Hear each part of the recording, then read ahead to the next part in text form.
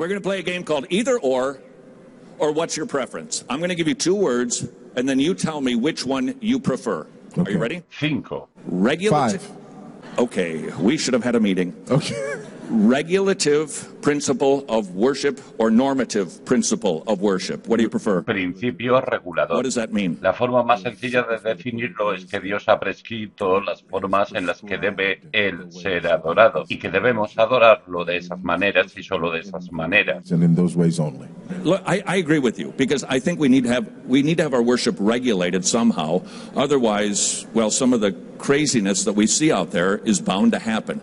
Having said that, I have never seen the regulative principle perfectly applied in our 21st century context, and it seems that we dip into the normative principle, which basically is if the Bible doesn't say you can't do it, you can do it. Because we've got modern technology, we've got big screens, we've got different instrumentation and sound systems and lights. The Bible doesn't speak directly to those things, so we kind of dip. So how do you say I'm regulative, but we somehow use normative? El principio regulador tiene que ver con los elementos de nuestra adoración y el principio regulador se trata con el hecho de que leemos la Escritura, no si usamos o no un medio electrónico para amplificar nuestra voz cuando leemos la Escritura. Es sobre el hecho de que debe haber la cena del Señor. No tiene nada que ver con si usamos o no esas pequeñas bandejas para transportar los elementos. A veces eso es lo que confunde a la gente. El principio regulador no se refiere al tipo de asientos o a ese tipo de cosas, son los elementos de nuestra adoración. ¿Qué es lo que hacemos en la adoración a Dios? ¿Y cómo determinamos cuáles son esas cosas? El principio regulador dice que determinamos cuáles son esas cosas desde la Escritura. Determine what those things are from the Scriptures. Is there one verse that I can go to that lists those elements succinctly? No. No.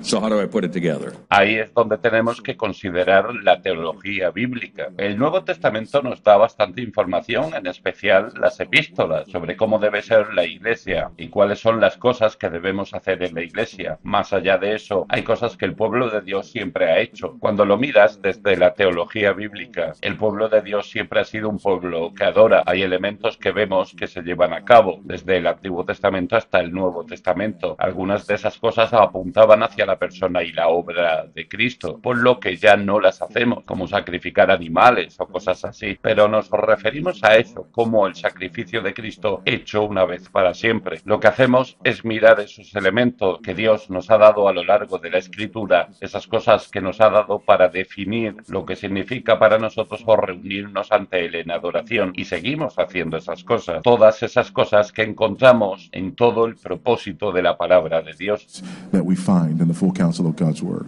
All right. It's not the furniture, it's not the means, it's the contents that is guided by the Bible, and it's enough for us to know what that stuff Absolutely. is, including hour-long expository sermons. Creo que bíblicamente son 61 minutos. It's 61 minutes. But, Yo creo. you know. We'll Google that. All right. It's in second hesitations. What's your preference? Either classic hymns or contemporary worship? Debido a que todo fue contemporáneo en un determinado momento, la pregunta es ¿a quién eliges como contemporáneo? Hay algunas canciones contemporáneas que son clásicas, por ejemplo, lo que hacen los Getty, que serían muy clásicas en su forma y composición, pero si me obligan a escoger, diré himnos clásicos. That would very much be classic, right? In their form, in their hymnody, and but if I'm forced on that, I'm going to say classic hymns. Why? Porque la adoración contemporánea, hay una palabra que no usamos mucho, contemporaneidad. La contemporaneidad es la idea de que si es nuevo es mejor. Eso lo rechazo. No elegimos canciones nuevas solo porque son nuevas, ni elegimos himnos solo porque son antiguos, ¿verdad? Pero las elegimos porque son fieles y han resistido el paso del tiempo. Debido a su contenido, han resistido la prueba del tiempo debido a su relevancia para la Iglesia, debido a su significado histórico y contexto. Esos aspectos son importantes y nos conectan con la historia. Uno de los grandes problemas que tengo con la contemporaneidad es que tiende a divorciarnos de la historia. Nos aísla y cuando nos aislamos de la historia tendemos a repetir errores que la historia ya ha corregido minuciosamente. That I have with contemporaneity is that it tends to divorce us from history. It makes us isolationists. And when we isolate ourselves from history, we tend to repeat errors that history has painstakingly corrected. And there's something about singing a hymn that's 400 years old. If you stop and think, you mean people were singing the exact same beliefs that I have today? So it's not the style of the music necessarily, or the age of the music. No. It's the contents of the music that you're after. So sing to the Lord a new song. All right, so that leads me to another either-or preference. Las iglesias siempre han estado escribiendo. Because of a desire for a particular genre, I like that style, I like that era, they've divided services so that there's the traditional and then there's the contemporary. And by the way, now I saw a church sign that actually says traditional, contemporary, and the bridge. Yes. Because Michael W. Smith isn't contemporary anymore, but some people like that. So he's the bridge. Yes. And the contemporary is the Hillsong, and then the old fuddy-duddies come first thing in the morning. Yeah.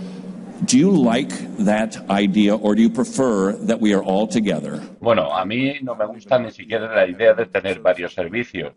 You go that far. Yeah. Sí, diría que una iglesia es una reunión. Una vez que comenzamos a tener múltiples servicios, ya no somos una iglesia, somos varias iglesias que usan el mismo edificio. Use the same building.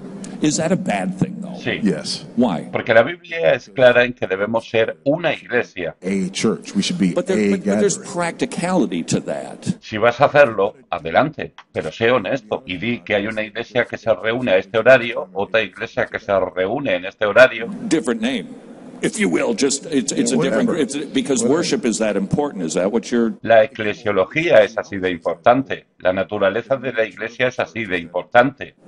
Right. And so, See, the thing that gets me too, just watching it, when you go to a service that's traditional, if you've ever been to the early morning service, it's filled with white hair, usually suits and ties and dresses. And I look at that and I go, there's a whole lot of wisdom in this room. Yeah. And then, not that that's the only gift of the church. Yeah. Then at 11 o'clock or 12 o'clock, when the youth get together, man, there's a whole lot of energy and excitement that's going on. And both parties are missing out on the blessing of one another. Yep.